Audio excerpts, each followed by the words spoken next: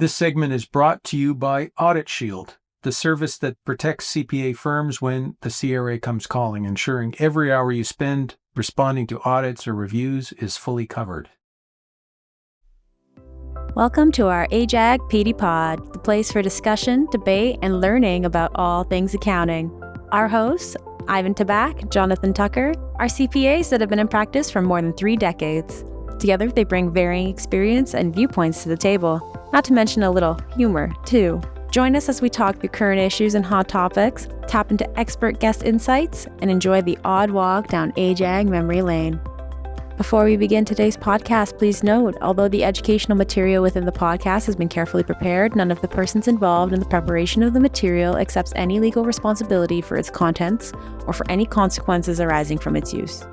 As well, the podcast material and the references contained therein may reflect laws and practices that are subject to change.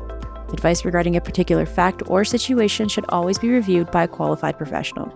This podcast is produced and distributed by AJAG Professional Development. For more information about AJAG or any of its offerings, please visit ajag.ca. Welcome to AJAG PD Pod Season 2, Episode 9. I'm Ivan Tabak. I'm Jonathan Tucker. And today we'll be talking about the Big Beautiful Bill and the implications to CPAs and their clients. Today we have Mark Feigenbaum to guide us through it. Welcome, Mark. Well, welcome. Thanks so much for having me on. I'm very excited to be here, and you don't usually hear about that for tax topics, but I'm actually really excited to talk to you guys about this kind of thing. It's good to see you again.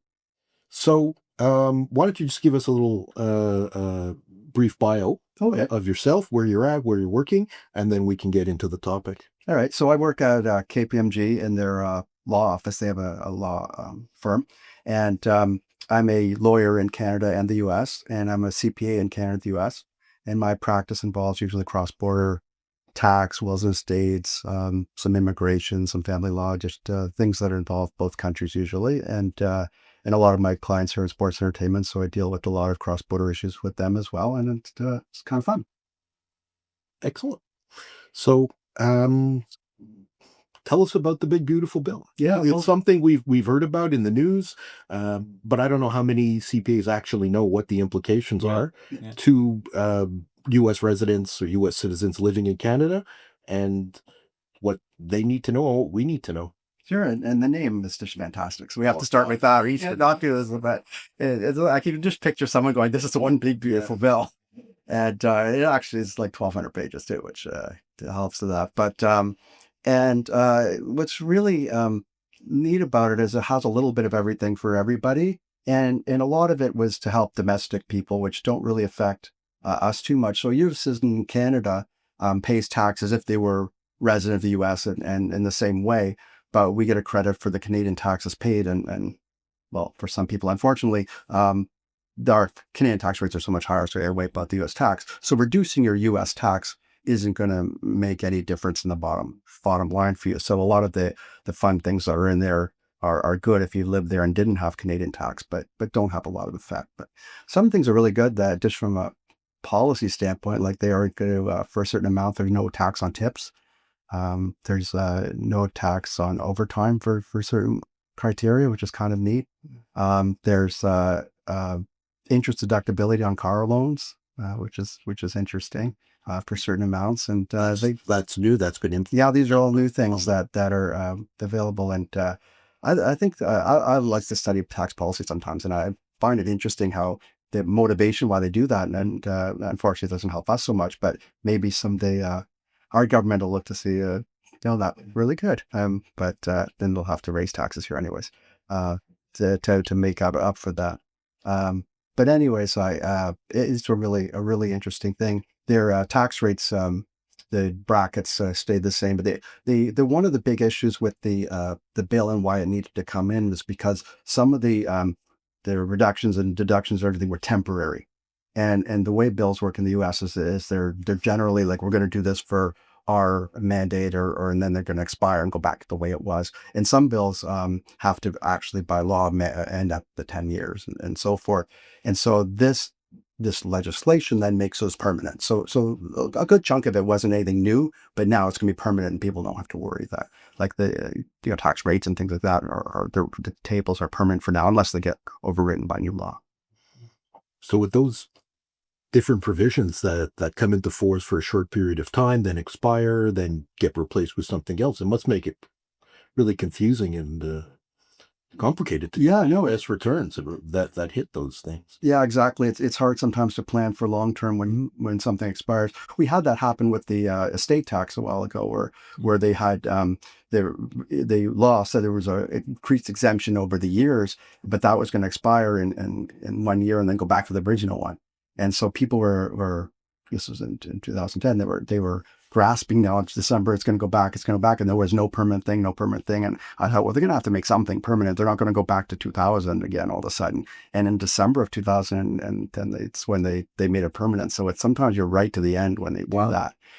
This helped a lot in that way. In that way is to make these things permanent. And some of them are really good deductions and are good for the people there, especially lower income people that it affects. So in this particular legislation, is this permanent, or are there parts of it that are permanent and parts of it that are? Yeah, it's permanent. They could obviously the next, Congress, House of Representatives, when the next tax law, they could obviously just make a new one at some point in the future. But right now, with the way the political leaning of each of the houses is the same, it's going to be harder for them to override until there's another election coming up. So it's it could go any way, but for now it's a little bit more stability in what they have. Any major shifts? Like you've talked about some of the nice practical features, but any big shifts in this legislation? Well, there was a big one that was more of maybe a little bit more on the spiteful side. Is they were angry at countries that had the digital services tax, and so they made a provision in there for foreign companies that would they've been very biased for Canada and other countries, and we were pretty panicked about it. And at the last minute, we know they took off the tax, and the last minute they pulled that section of our bill, like very last minute, because that would have been dramatic. They were going to override the tax treaty and increase withholding taxes, and it would have been devastating for cross-border business. But thankfully, it got through. There's a couple other provisions for foreign businesses that we have to look at. Some good, some bad. It's a very complex area cross-border international tax with how businesses work and how profit inside businesses is taxed for foreign people, and so they've made some complex changes in that way, and like I said, some good and some bad. So is there anything in particular, we'll say the typical U.S. citizen living in Canada should be aware that's included in this bill? Or any changes to planning that we might have done that need to be taken into account? Not really. It would affect more the residents of the U.S. that aren't residents of Canada. Corporate planning, we have to definitely take into account the different what we call controlled foreign corporations rules of a person owning a U.S. person owning a Canadian corporation, for instance, and how the earnings are inside them and dealt with, and that's part of the bill that we have to understand for the planning more. And but otherwise, I think it's spectacular, all the things that they did, and it really depends on anyone's situation whether it affects them or not. So, for example, my practice has a lot of doctors. A U.S. doctor living in Canada. Anything different just to make it practical? No, it's a there's a corporation, so they practice through a corporation. So that's we get a lot of calls about the various professions that now have corporate structures they're allowed, and a lot of practitioners say you just can't do it, and that's not necessarily true. That's the easy answer. But the actual thing is you can do it. There's a lot of reporting that has to happen with severe penalties for not reporting that. Right. And there could be potential issues with money that's left in the corporation and that's reinvested, and if you don't take that investment income out, then it could become problematic. So you have to manage it. It's not you can't do it, you have to manage it. And there's a lot of Canadian tax advantages. I think sometimes we have to focus on not just discounting for the U.S. side. You're a U.S. citizen, and we shouldn't do this, and this. But there's some really good Canadian tax advantages. Look at the corporate tax rates, small businesses. I guess the thing for me though, Mark, that scares me off is the penalties. stateside. I mean, they're huge. You Yeah. fail to report a form, it's $50,000 penalty. It's like, well, that's huge. Yeah, that's scary and missing something, and Yeah. they're not terribly forgiving about it. And they enforce those large penalties. Yeah, I had a case a while ago where the person got a large number of penalties, and I went to court, and then I actually petitioned the Supreme Court of the U.S. to try to get it off. Really? They denied the application, and it was the guy made maybe 50 grand a year, and it's $120,000 penalty, and so they're very forgiving on that. They want to know the information, and these forms that you're talking about, the penalties have no tax owing. Yeah, no. It's just for- information. Yeah. That's right. Yeah. And there's some provisions that you can go voluntarily back and fix them. There's programs you can do that, and so we encourage them. People who put their head in the sand and say, I don't want to do this kind of stuff, they're the ones that are going to be in trouble at some point. And it bothers some people having to give this information, especially there's a form that you have to disclose any bank accounts or financial accounts in the FBAR form, and people are very disturbed by giving that information or whatever, and I don't know what they do with it. There's millions of them, but they don't want to do that. But there's a very large penalty for not doing it.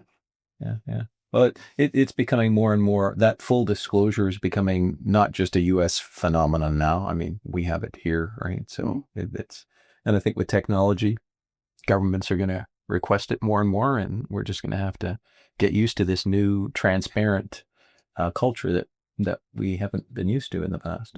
Yeah, I think there's been more cooperation amongst the countries on giving information up, and you've seen that with the banking rules here too, that they're willing to give it up, and you go back to when these forms. I know the FBAR form, it started around 95, I think, or something, around when I was starting, and they went, like, it was paper based, and it went to a big place and in a vault somewhere, and nobody thought about it, and you did it or not. But now it's electronic. They know you did it or not, and it's a computer that prints out the penalty. It's no human that sits there and goes, "Let's get the guy $100,000 penalty." So and then you have to start fighting it, and it's just easier. I tell people it's just easier to do the forms and not really think about it. Yeah, I mean, I have a lot of pushback sometimes with U.S. Clients or U.S. citizens, and they don't want to provide certain information, and whether it be the FBAR or whether it be just reporting some income. And aside from the Canadian perspective, they tell me how is Canada ever going to know about the U.S.? And I said they trade information. I've seen one case so far where I got a letter from CRA saying they were advised by the IRS that there was X amount of dollars of interest income earned in this account, and explain it, etc. So I did see it happen once. So I can't be the only one.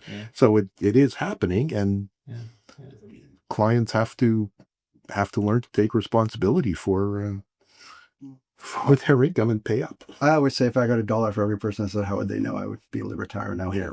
But everyone's like that. But they do, and I've gotten 2 cases now where the one country, each of them is enforced owing balances owing through the other country, which is part of the system. It is part of the treaty. They said that, and they took their refunds from another country, and the treaty has specific situations where it happens, but they have, and they're going to start doing that. The CRA is not always, but for the last several years has asked for copies of the U.S. tax returns if you're going to make a foreign tax credit, and they want the transcript, and they. Oh, and particular transcripts. It isn't. Copy of the return. It used to be sufficient. Now it used to be the honor system. And then it moved from there. And the transcripts that they want, the actual IRS doesn't provide, and they want them in a time period that isn't possible for the IRS, and we could discuss that. I tell every one of my clients, you know what, this is not going to go smoothly. CRA is going to ask for your U.S. return and a specific form. So you'll get the foreign tax credit eventually, but it won't be easy. I don't know if and I'm finding this year, especially, almost every single file that I claim the foreign tax credit is getting a review letter. Whether it's $100 or $4,000. If you claimed it, I seem to be getting. No, I'd be the same boat. Yeah. Anything like that. Yeah, the last several years I get from every single one. It's just it's an automatic. Yeah. And I was part of a group that went to CRA and said that how much for all the administration you're causing, and they claimed that it was a massive amount of money they're getting from this and everything, and the part of the group were to the very largest people that did returns in Canada, and nobody had ever been denied $1 at the end of the day. So I don't know how much this is really. I guess they're getting money for people who are doing their own returns and not replying to these letters or not knowing how to reply. Yeah, the reassessments are pretty good size, and then it freaks the clients out, and then we're like, we just have to wait it out. Yeah. I want to come back to something you mentioned, Mark, just about the equivalent of voluntary disclosure in the States. So the equivalent for our voluntary disclosure program. Talk a little bit about that. What are the options if people find themselves in a situation where they need some relief? Sure. When they started with the enforcement of foreign reporting, they like long time ago, they really didn't mind. They're focused on the best of people, and citizens had their own things going on. And then all of a sudden, the government said, "Wait a second, there's a lot of citizens around the world that aren't reporting their income, or whatever." So they started this, and they created actually how it started, like I told you, like history and policy is there was several people they discovered had a lot of money that unreported income in the U.S. And so they wanted these people to flush them out. So they created this program that you'd be able to voluntarily come in. There was a penalty and everything, but then they would be able to get them out. What happened was there was a mass amount of people in the world were using the program. They didn't even think about that. The people who originally wanted, I believe, didn't ever come forward, but that just became a snowball. That's when they started thinking, hey, how many people are out here that didn't do it? So they created this program, and you had to pay, like I said, a penalty of X% of the unreported income or so forth. And then over the years, they changed it to be no penalty, and you just have to do if you qualify for the program, you have to do back 3 years of tax returns and 6 years of the financial reporting, and then get into the program, and you're good, and you're back up to date, and you can do that once, because what happens sometimes clients don't do the next year, then but back to where we started. But it's a good program, and recommend people go into it. And there's a lot of people that had no idea that they even had to file, and they didn't even know sometimes they were citizens. I had somebody that was 20 they were 20 minutes in the U.S. and that was it. And they were born, and then they arrived. It was at the border, and then they put them in a hospital, right, rushed them to the hospital in Canada, and then, but they got their citizens, and Wow. Had, so they're discovering that to do this program, and then it should be all fine. Similar criterion to our VDP program? Yeah, they just haven't.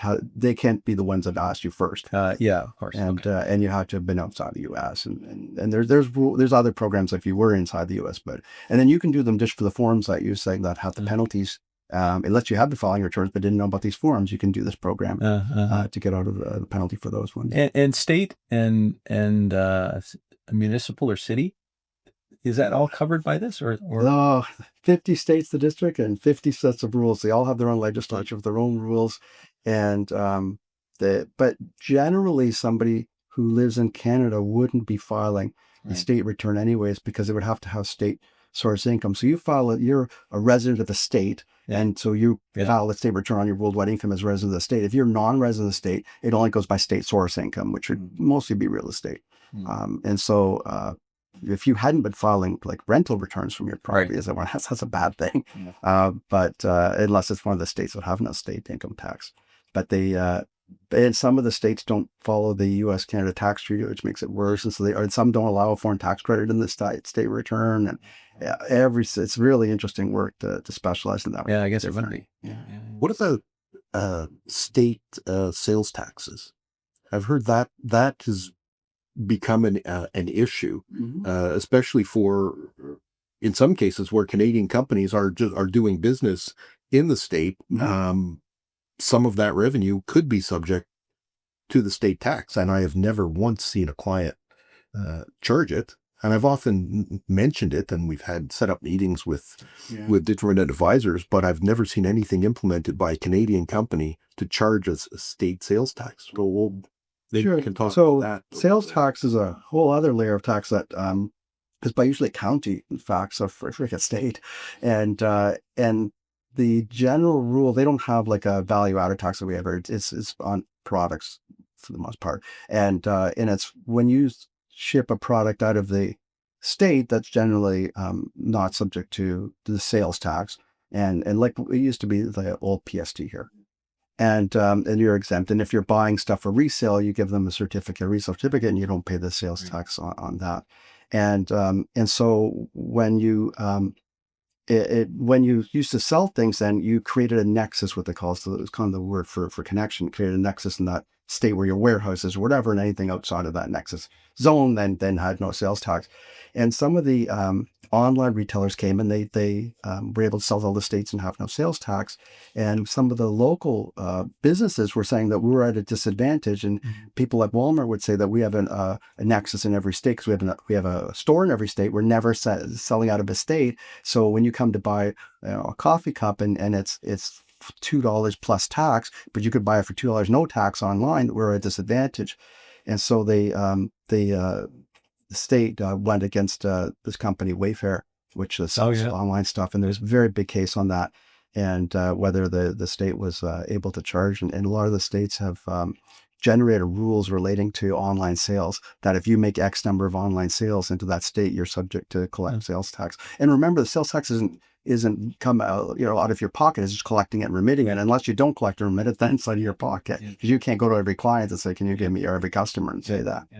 And so, and some of it's very low threshold. You make one sale to that state, and all of a sudden you owe sales tax to that state. And so you really need a good professional. One good thing about Amazon is they take care of that for them, for certain membership levels or whatever, that they'll monitor which state, because they have warehouses in all these kinds of states that would have nexus in them. But if you're on your own selling stuff, especially from Canada, you need to sort out which states you're going to have to collect from. And then there's also something called use tax, that if you didn't charge sales tax, it has to be paid at the place of receipt of because you're using the product that didn't have sales tax, and a lot of states have that too. So it's a very interesting area that you need to. I would advise someone get a specialist in sales tax to do. So have you had any cases where Canadian companies have been operating in the U.S., maybe not with a physical location, but again, just selling into the U.S. In different states where they've been caught? Yeah, I went to court in California. The company that they were, I talked about how would they know? The state audited at one of their customers and looked at an invoice and saw there was no sales tax on the invoice. So they went back to the supplier in Canada, and then they started auditing them, and they never charged tax on absolutely anything. And they wanted, and then they called some of there's a more industrial company, and wasn't to individual people, and they called some of the clients, like, "Can you give me the sales tax?" And got hung up on why would somebody do that. And so we went to court to try to get there were some other technical issues why we thought they didn't have to pay tax, but yeah, it's not a unheard of thing, believe me. And did you win? It was actually a very interesting case because it was software, and we argued that the software wasn't a physical item; it was a license that you were selling. So you didn't win. No, I didn't. They had brought in the main lawyers for the state because they didn't want to lose that one. They would have, and then they changed the law right after, making sure that it was very definitive. But you have to pay it. Those things are fun. But so these sales taxes apply only to physical goods. There is no tax on services. Well, in any to be definitive, there's 50 states and 1,000 counties. So I'm going to say generally. But because I can't think of a thing on top of my head that wouldn't be, but it's products. Yeah. Okay. Yeah. And there's special rules between the states too, like for different kinds of construction. If you go between New Jersey and New York, and like it's a whole big area that you have to get. You have to think twice about whether you want to do business in the U.S. It's got to be worth your while to do. Or you just get the right professionals to do the work. Yeah, fair enough. Yeah, it's business decisions worse than business. You don't have the tax bill like the dollar, right? Yeah, absolutely. So today we're unpacking the big, beautiful bill, U.S. tax legislation, and the renewed discussion that comes out of that every time a change comes out of Washington around renouncing citizenship. And so from a Canadian accounting standpoint, this has ripple effects for firms that have clients who hold U.S. citizenship or have U.S. source income. So to help connect the dots, we brought Jason in from Audit Shield to share a little bit about how these types of changes affect them. So Jason, welcome. Always a pleasure to be here. Good to see you. You too. So tell us a little bit about how these types of changes roll out with Audit Shield. Well, first, I'd be remiss if I didn't mention to you or ask you first if you've seen our big, beautiful billboard on the Gardener. Okay. Anyway, no, it's a great question. And while Audit Shield doesn't cover U.S. filings or IRS questions directly, it absolutely comes into play when the CRA starts asking questions about those U.S. filings. For example, we're seeing CRA inquiries where they want to reconcile Canadian and U.S. returns, where a client has, say, U.S. source income, cross-border investments, or dual citizenship. And when that happens, the firm ends up having to spend hours gathering all the information the CRA is asking for. And as you know, it can be very time consuming. And that's when Audit Shield comes into play to make sure that all of that time where the CRA is looking for information around the IRS, that time is fully recoverable through us. And what about when it's the other way around? When the IRS is asking for information and firms are now assisting their clients with that? So if the question is not originated from the CRA, it would not be covered.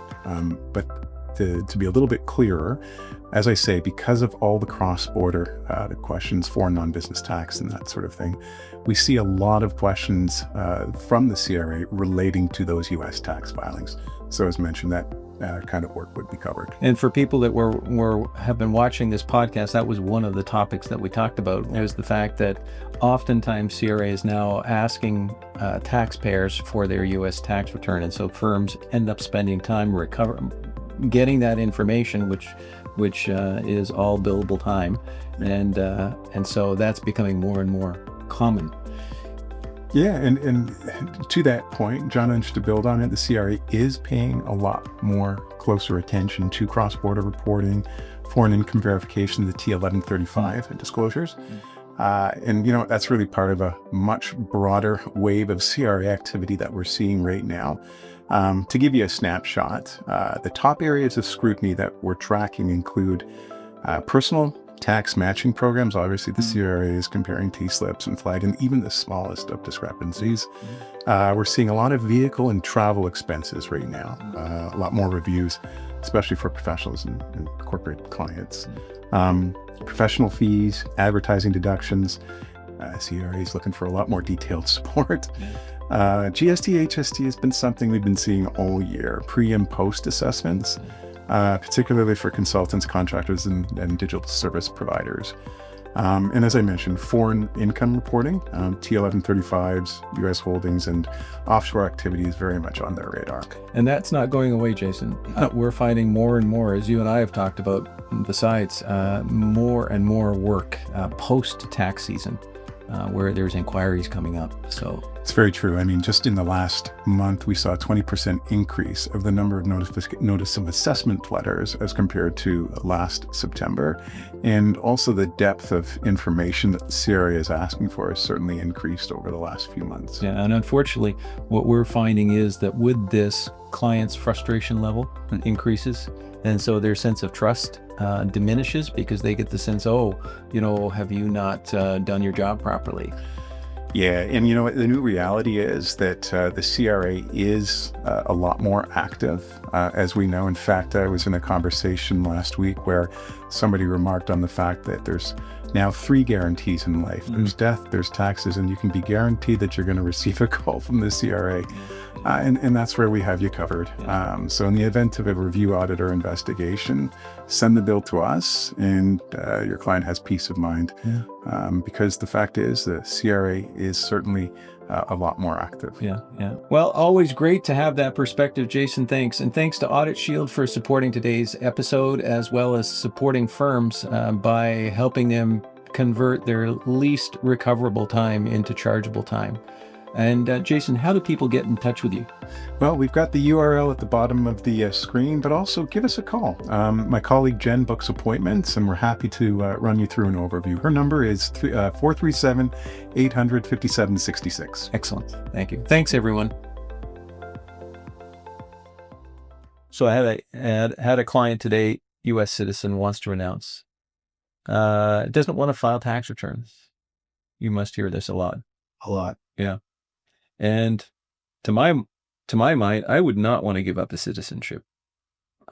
This person seems to think there's, the cost and the inconvenience of having to do so, and not making a lot of money. You try to talk people out of this? I let them look at the non-tax reasons. Again, are they going to want to retire there? Are they going to want to, their kids want to go to school there? Are they going to want to do business? Like it's just so, and you get to use the U.S. citizen line at the airport, which right now actually is empty, but there's a lot of factors that are non-tax related, and for people who don't really have any of these controlled for corporation things or an estate tax issue or whatever, it's really just filing the returns and paying no tax. There is a tax that was a problem. It's called the net investment income tax, where you're not allowed to use your Canadian tax credit against it. And it's a tax on capital gains, dividends, rents, royalties, and something. So people sometimes did have to write a check for that, depending on your income level, and that aggravated a lot of people. Yeah. But which the court now said you might be able to use your Canadian tax against it. That being said, I think that people are very focused, and in fact, it's an administrative problem, not even a money problem. Yeah, And right. Yeah. I don't know, personally, giving up a citizenship. Yeah. Now, people have ideological reasons, and I might talk sure. about that too. Yeah. No, I couldn't imagine a scenario where I would give up my dual citizenship. I guess maybe if it was a political thing or something. In other words, if you ran for it and it became, but I have no. I just wouldn't do it. I just wouldn't. Now, for people who do go ahead with the renunciation, what are the U.S. tax implications to that? I had heard that there was some type of an exit tax that's triggered, but I really don't know anything about it. So they enlighten us. They don't usually have deemed taxes like we have with when you die or things like that. But this case there is, because the U.S. again wouldn't have any more chance to tax you. So they get one last, and there's historical reasons for doing that, and they pretend you sold your assets, but there's a number of exceptions and whatnot, and then they give you a credit against around $700 or so $1,000 against what the taxes. So it's possible that you would have an exit tax, but wiped out by the exemption, or you're over, but then there's various reasons where you aren't what's called a covered expatriate, and it's a little bit more complicated. That's again why it's not a do-it-yourself project. A little bit. Yeah. It depends on someone's facts and circumstances whether this would apply even at all, and if it does, and you have to think of that. You aren't just go willy-nilly and renounce citizenship and find a lady. You shouldn't have done that because you aren't getting it back. Yeah. Right. Yeah. And I presume that exit tax, if they actually have to write the check, is not creditable in Canada, because there wouldn't be any matching. Will it be on Canadian source too? Like it's on. Right. But if you have a deemed disposition of an asset, but no actual disposition, there's no Canadian tax to offset that. That's right. So that would be a pure cost. Yeah, and so it's pretty rare someone wants to renounce that the exit tax, expatriation tax, it's called, applies to them. That's pretty unusual. Yeah. That usually would scare them off. The cost to renounce used to be very, very, very small, and then they realized that it cost them incredibly few number of people were renounced until recently, until they started enforcing the tax, foreign tax rules. Very, very small handful, and now it became popular to do that, so they raised the cost to cover their costs of doing it, and that usually scared off enough people. It's only a few $1,000s back there. They didn't want to pay for tax return for that, so they're not going to pay for renunciation. It also used to be much more difficult. You had to go to multiple interviews with the State Department and stuff, and now you can do it at a counter. They had to streamline the process because. But also too, people make it out like there's a lineup outside to do them. It's still not that common to give up your citizenship. The backlog, depending on the consulate you're at, could be substantial, and so people fly to places to just get a quicker done it. Wow. That or eager to do it. Wow. So, I wanted to move into estate planning, because sometimes that's an issue that we face with clients as well. And in light of the big beautiful bill, anything estate planning changes that we need to take into account or make people aware of? Well, the estate planning for cross-border is complex and definitely needs to be reviewed, because rules the things that we do in Canada are just not allowed for tax purposes in the U.S. and things you do in the U.S. aren't allowed for Canada. So to have a Canadian resident U.S. citizen to do estate planning, like it's doing a estate freeze on their company, that's very bad for U.S. tax purposes. So we have to really watch for that.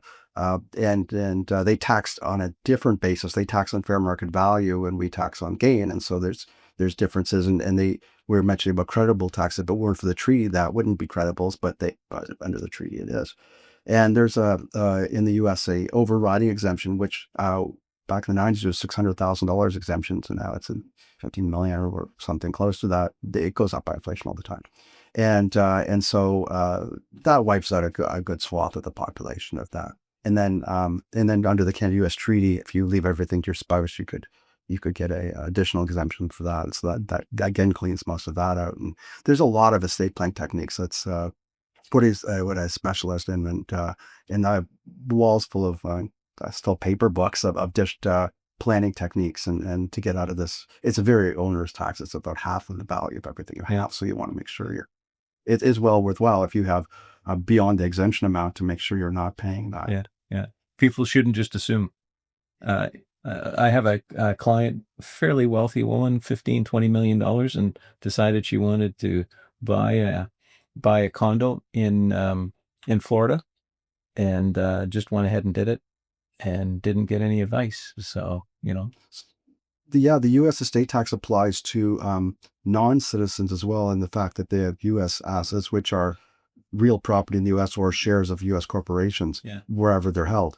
And so people, don't think about that, or they put their kids on the title for whatever the property, and then there could have gift tax implications. And I tell people that they just ask me first. All you do is a one-line email and give it to now, and I'll say don't do that right now. Before you go and buy a plan, like just ask.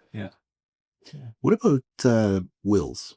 I've had some cases with U.S. citizens and Canadian wills, and it especially became apparent when we were looking at the trust filings and advising them about creating trusts through the wills, etc. And some of them had wills prepared in the U.S. or by U.S. lawyers because of their citizenship, and some of the provisions were really different, let's put it that way, than Canadian laws that I had ever run across. So I had to do some digging and understand it. So what would a U.S. citizen preparing a Canadian will need to pay attention to?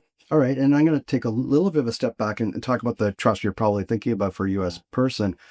They try to get out of probate like we do here. Their probate significantly less than our Ontario, but one of the ways is they can create a what's called a grantor trust. And grantor trusts are ignored for tax purposes. It's as if you put it in a separate bank account, except for at the moment of passing, it becomes a actual irrevocable honorary trust, and so it exempt from probate because it passes outside of the will.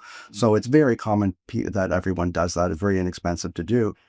If a Canadian person did that, we know our trust for having a revocable trust in Canada very bad. So when someone's moving to Canada, we tell them get rid of that. So if their wills were done with that kind of planning that had revocable, any kind of that kind of planning or that would be more before they die kind of planning. So we have to look at that.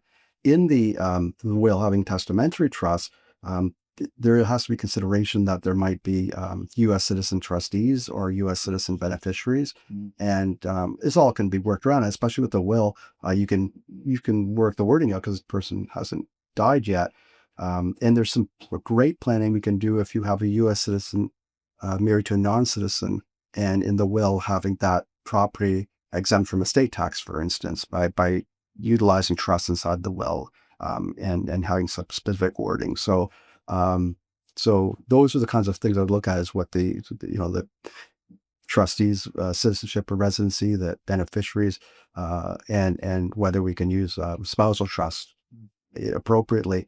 The other thing I would give an advice to, which is not often given, but from the legal side, is your executor of your will. Having a non-resident executor of the will creates a lot of problems later and probating the will. And so we try to recommend someone have it, or if they make it multiple ones, have the U.S. person resign when the person dies. I have had a couple of cases where it was two siblings that were appointed co-executors. One of them was a U.S. resident, and that one, in all the cases I've had resigned. Yeah, Is it automatic? No, it's not automatic, but Yeah. they decided that after looking at it, the U.S. It was just too onerous. Yeah, you have to post a bond or go to court, get out of the bond, or it's just a very expensive thing. And so we try to do that as a tip for people. But the other thing is when you don't know sometimes if your beneficiaries are going to move to the U.S. And so you need to update the will. People just don't up their wills. They have wills for, and so how to take care for the kids who are now 40, right? Like, they, and while you're still capable of signing it, you should go through them and look, and that way you can tweak it, knowing that your daughter now married to someone in the U.S. and this would have to be written in that way. Is there specific trust filings in the U.S. like there are here? I've never run across one. Yeah, it's a 1031. But again, if it's a grantor trust, you don't need to. So it would be a non-grantor trust, which I can see why you hadn't run into them, because that would be like an irrevocable U.S. trust. Right. Now for the Canadian, it's foreign trust filings, which you probably done 3520 forms and everything. So which have massive penalties for not filling that ones out. So watch for those if they're needed. And it's a complicated, but I look at it this way: they have 200 million tax returns. They need to sort everything out by forms and make it easy for them to turn around. Not to defend them, but it's very regimented of the things you have to file. Yeah. So the planning around registered accounts and things like that, there's not been any recent changes for individuals. No, in the treaty or administratively, the RSP is fine still. Yeah. TFSA, again, advisors say don't use a TFSA if you're a U.S. citizen, but you have to look back and say, well, it's a really good Canadian tax planning thing. Yeah. So the consequence is that you have to report the income each year, but how much income is it? Maybe it's all capital undeclared capital gain, it's not the unrealized capital gains or something. That's not any income anyway. So it's more a issue of cost of reporting. That's and if they have a lot of interesting or something, you have to have enough Canadian tax to cover it, which outside of the plan. And so there could be some issues with that. And then just to add to is certain states that don't follow the treaty, there might be some, if you're a resident of those states that still have a RSP, for instance, that might be a problem. But these are remote problems for people. And I would really look at your Canadian tax planning and see how those things fit in and not just discount some things because they're USs. So it's the RSP that is recognized by the U.S., but TFSA, FHSA, and RESPs. Yeah, there's nothing in our our DSPs. Yeah, there's nothing in the law that Nothing. So those would be flow throughs or just like calling them reportable. So it's any gain or any sort of income from them would just be in the U.S. But as I said, our taxes are much higher here. So sometimes have excess credit, but it has to be depending on the source of the income. Now, are there any U.S. similar type plans that are not recognized by Canada? You'd have to pick up the income out of U.S. registered plans? Well, they have an IRA, which is like our RSP. Right. They have a Roth IRA, which is like our TFSA, but it's the same situation. And then they have a deferred compensation plan, which is commonly known as a 401k, which basically you've elected to not have some of your pay go, and it goes into a fund, and you get it, when you want it back again, and the companies usually match it and things like that. So that could be an issue. But people have sometimes the opportunity to put money into them, and they think, oh, this is great or whatever as a Canadian. But again, reducing your U.S. tax is not going to help you a whole lot. So we try to, where these come into play is when somebody comes with them from U.S. to Canada that already have these plans. It's fairly unusual or not terribly tax efficient for someone in Canada to contribute to U.S. plans at all.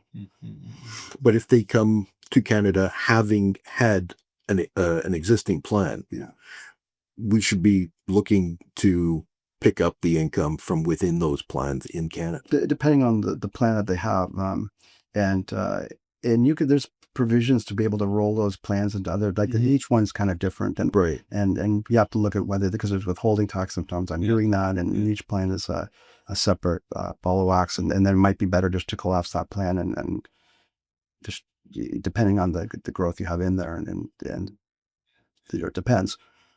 There's a treaty reduction in the tax you have to pay on getting payments from the plans, and so you're subject to a maximum tax from the U.S., but you have to put it into your Canadian income. So when your Canadian income is very low, and paying the maximum tax to U.S., you might end up better just pulling out the money. So I think the moral is that everybody has their own situation. There's no cut and dry. Don't do this if you're a U.S. citizen. Don't do this, and so on and so forth. So just ask. Or email. Yes. Well, as we come to the end of our podcast today, I wanted to ask you about the calculation you did. We were talking about this before, and you were talking about professional, was it a baseball player? Yeah, hockey. Hockey, and share a little bit about the complexity that you had to go through, and what an athlete goes through when they play games in different places. Okay, so this is I did a long study for about 4 months on this. I took a hypothetical player, and I know you guys are Canadians fans, so yeah. Thank you. And I'll say that knowing that Darwin knows that's listening to this. I'm not. Well, thanks very much. I'm going to be, because I deal with a lot of players on a lot of different teams. I'll say I love all of them, and people who write a check, I'm good.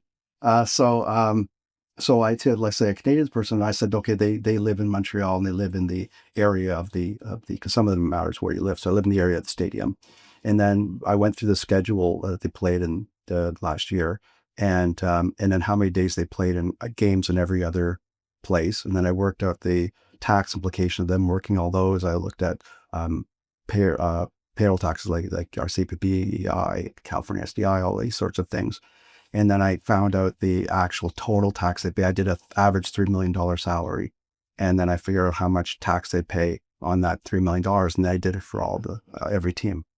And so it's a big chart. It was in the Hockey News last January of all the results of that. And so the number of tax returns an athlete who's playing in different states has to file. Could be. And then there also could be some city tax. And that's why, again, I did it based on where the stadium was. And there could be one of them is based on what school zone you're in. Like wow. It's pretty interesting. And so, yeah, I have, clients that will file in 10, 15 states or whatever, depending on the schedule. And then, of course, it depends which team you're on, because some play more states. If you're on the West Coast, you have more California teams than if you're on the East Coast. And so is it down to the extent where you play one game in a state, you would have to file a return for that state on your pro rata share of the income?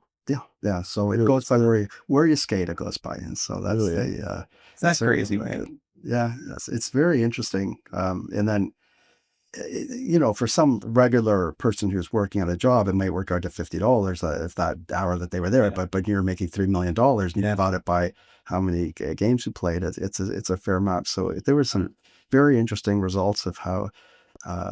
The different teams have a vast, I don't want to spoil the chart, but a vast difference in the amount of tax they pay being in. Because of the mix of states that each team. And our tax rate being higher here. And if you were, you played for Montreal, and obviously the tax rate in Montreal is much higher than Florida. So you pay worldwide tax to your home place and then get credit for the taxes paid to the other places, but you still have to top up for the rest of it.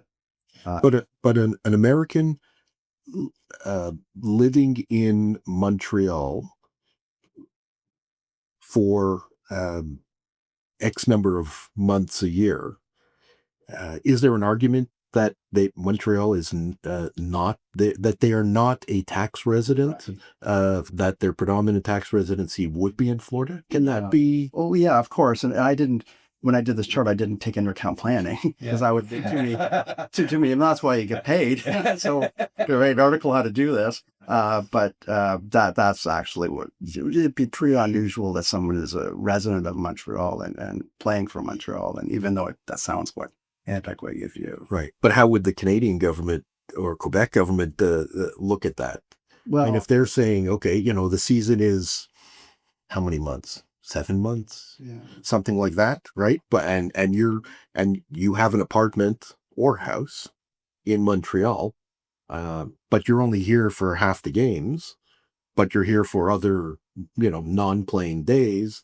Yeah, it's there's a facts number and of circumstances there yeah. for the 183 days. So it's facts and circumstances and what facts. A great case with Derek Jeter in Europe, where he claimed his resident of Florida and New York State tax and city tax in Manhattan there was pretty high, and they claimed he was the same idea as that he was resident. New York State does the same facts and circumstances test, and it went. You know, he had a big apartment in Manhattan. His kids went to school there. You know, and it was a whole bunch of facts, and they wanted him to pay New York tax, and so similar, like you have to make sure or look at the situation that they have. But believe me, for that kind of money, they've looked at the situation. Yeah, right. I would think. But the CRA does challenge, like they're really big on sports people right now. Yeah, I've heard that. Yeah. So when players are negotiating contracts, how much of an impact does the tax situation of the location of that team, the home base of the team, come into play? Well, that's the Have you key. ever seen that?